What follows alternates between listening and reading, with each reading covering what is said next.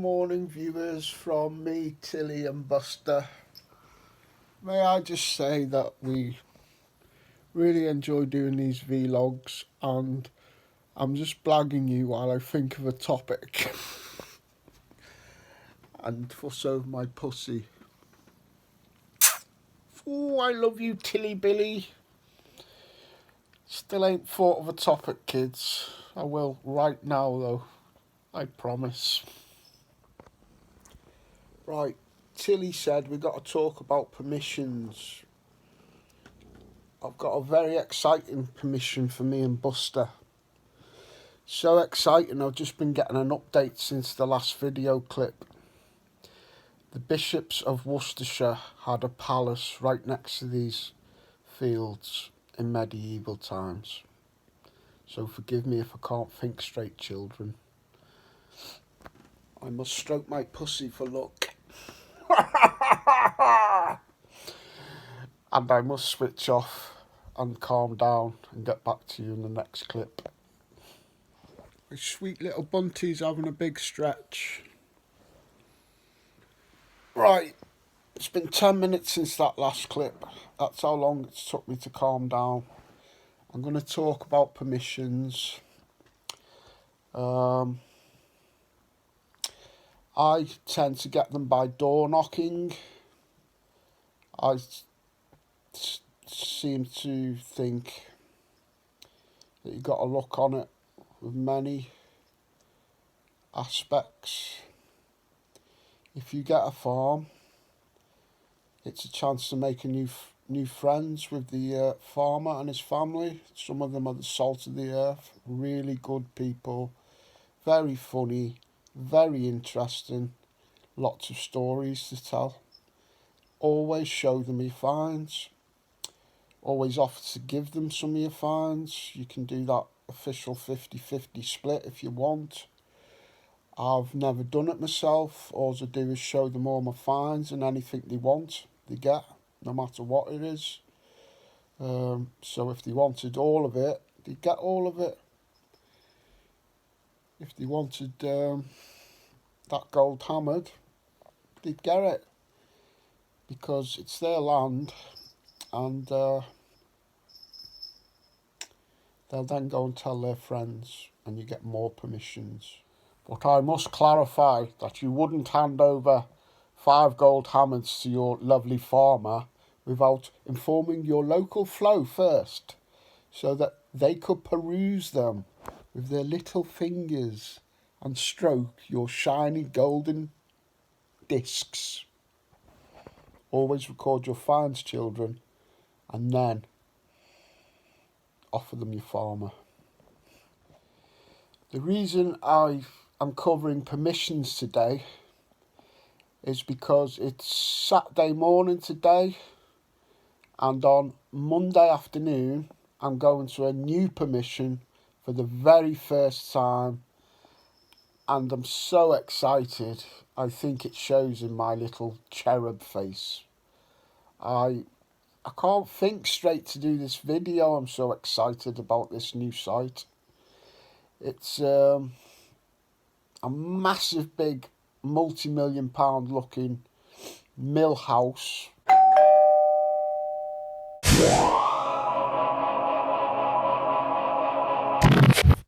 Huge big erection.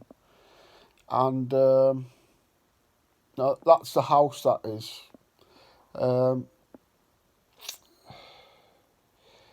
It's had a mill there for 1,000 years. The bishops of Worcestershire had a medieval palace.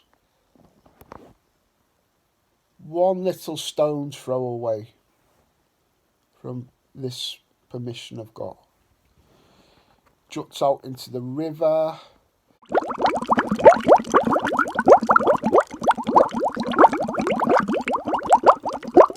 I've got the beautiful gardens of this big banger of a house. I've got the adjoining little beauty spot that the members of the public come out onto the headland and in the river. It's like a little island itself in a river. An island in time. and a big meadow right next to it. So this mill house is all part of a really amazing local beauty spot. It's absolutely mind-blowing. It's been in my videos when we were in lockdown, and there was no detecting allowed, and all I could do was take Buster out for a walk and waffle. That was before I discovered this formula. I could have stayed in bed if I'd have just got this formula up and running first, but it's a lovely beauty spot. It's very poignant because Rachel introduced me to this spot first. So anytime I find something, if I do find something on there, I'll be thinking of my lovely lady, and I'll be asking her to point me to the next good find. And I'm looking at her picture right now. So, yeah, fingers crossed for this new one. And it's a very quirky story how I got this permission. Recently, I have told my friends, and I've mentioned it in my videos. I had my prostate trouble, but also I was put on a double dose of antidepressants, and I had an adverse reaction to them, and for 2 or 3 weeks, the dominating thought in my head was suicide. So in amongst all that, I was at the lowest of my low. I was just obsessed with suicide. I hadn't ate properly for 3 weeks because I was on antidepressants. I was on industrial strength antibiotics for the prostate, and I couldn't eat. So I was very, very weak. If I just took Buster around the block from the flat, sometimes I'd come back and I felt like I'd run a marathon. So I was weak. I'd lost about 1 stone in weight, and I was having all these awful thoughts. When I took Buster one day to the local beauty spot, at this point in my struggles with my illnesses, I was on the waiting list for counselling, and I needed it right then. So I made the conscious decision that every time I took Buster out, I would use dog walkers and random members of the public as free counsellors. We'd get talking about Doggy. I'd explain that Ye Old Bunt was Rachel's dog. I'd explain that I'd just recently lost Rachel, and then I would receive free counselling from Joan at number 32, or David, the gamekeeper, etc. So I was at the beauty spot, and there was a guy who looked like a biker, I thought, fixing a fence, and I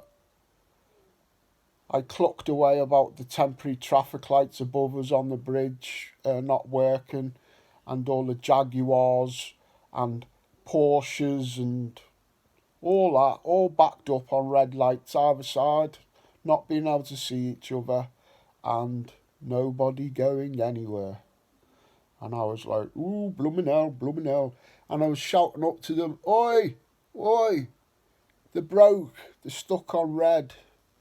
And Jemima would hear my Scousey accent and think, do I trust that fellow? She'd sit there for another minute, and then she'd think, looks like I've got no choice. I'll have to go on the red light. Anyway, so that's how I got talking to this biker-looking geezer. Turns out the biker was called Badger. I've never met a biker called Badger before, and he also had a cool-looking beard. I waffled on. I used him. I got my free counselling session off Badger for about half an hour. He's a good counsellor, Badger. Sorry if you felt used, Badgie. But anyway, somewhere in the counselling session, I mentioned metal detecting. And ye old Badger beardy biker badger, he said, "Oh yeah, my missus bought me a metal detector. It's something I've thought about, but I think this detector she's bought is a bit pants." And I was like, this is what I was thinking. Ooh, badger, mate. Ooh, badger. You don't look like a bad egg. I'm going to have to ask you for permission now, mate. I'm going to have to ask you for it. That's what I was thinking. So I pops the question to Badger, and his brow ruffled just a little tiny bit. I can't even. My brow really ruffles, but his was only a little bit. And the upshot was, I could see he was like a bit undecided. So I backtracked for Badger, and I poo-pooed the idea. And I said, "No, it's all right, mate. I know it's a beautiful spot here, and we can't go digging it up. I'll feed you in a minute, Tilly Mint. I'll feed you in a minute. I'm talking to my lovely viewers." So I poo-pooed the idea for him because I could see he was a little bit apprehensive. But we kept in touch on Messenger, ye old Facebook Messenger. And one day he invited me round to have a look at the mill site. And basically, he's given me permission. And while I'm detecting, I'm going to use a metal detector that was recently sent to me from a shop. I haven't done all the unboxing and the sponsorship vlog yet, so I won't tell you what metal detector or what shop. But there's a guy out there who knows he sent it me. Thank you, buddy. Oh, there's Skippy from Australia messaging me. Oh, he's not been feeling well. I'll have to cheer John up after I do this video. John was my best man from Australia. Anyway, I digress. So yeah, I'm going to use this metal detector that was sent to me. Let Badger use it. And this mill house has got 1,000 years of history as a mill site. Jethro Carpenter has just got me so excited I can't think straight. He's just informed me that there was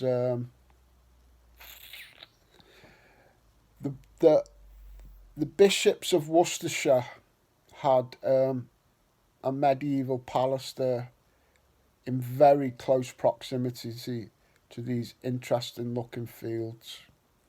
So forgive me if I seem a bit excited this morning, children.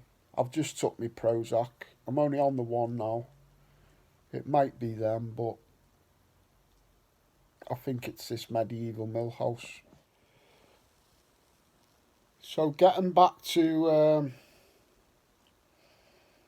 getting permissions in general, away from this mill house permission, you've got to use every channel that's available to you. Think out the box and be very relaxed about how you approach it. Don't seem too anxious.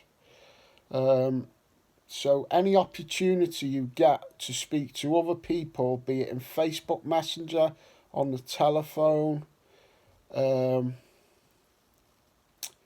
getting loads of messages up there on the top of the screen, sorry.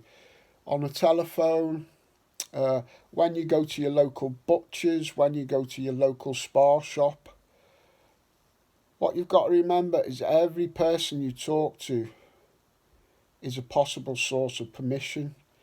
Even if it's Angela, who's lived in a council flat on the 4th storey for 30 years in the middle of a city. Her auntie's uncle's cousin might have the best farm in the county. So always think of permissions. Always have your permission hat on, even if you're buying fish and chips. Always treat the landowner as if they were absolutely a king.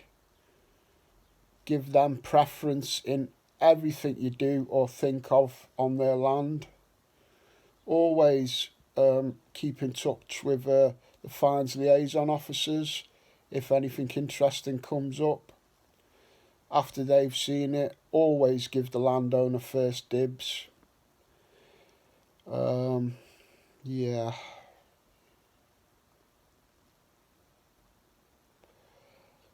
Always look on your landowners and your farmers as friends, and always treat them and their families as friends. That way, you will actually make really good friends. And with that, children, I'll leave you because I'm getting loads of messages off lovely friends and I like chatting to them. So I'll leave you with my funky outro, kids, and I'll keep you updated on the medieval mill house. One more thing, my budding permission hunters. This is YouTube I'm talking to you on. Go to Facebook. Go to Facebook and in the search bar put in Anglo-Celtic poetry. Read my latest poem called Difficult Times. And down there in the comments, let me know what you think of it, please. I love writing poetry. Alright.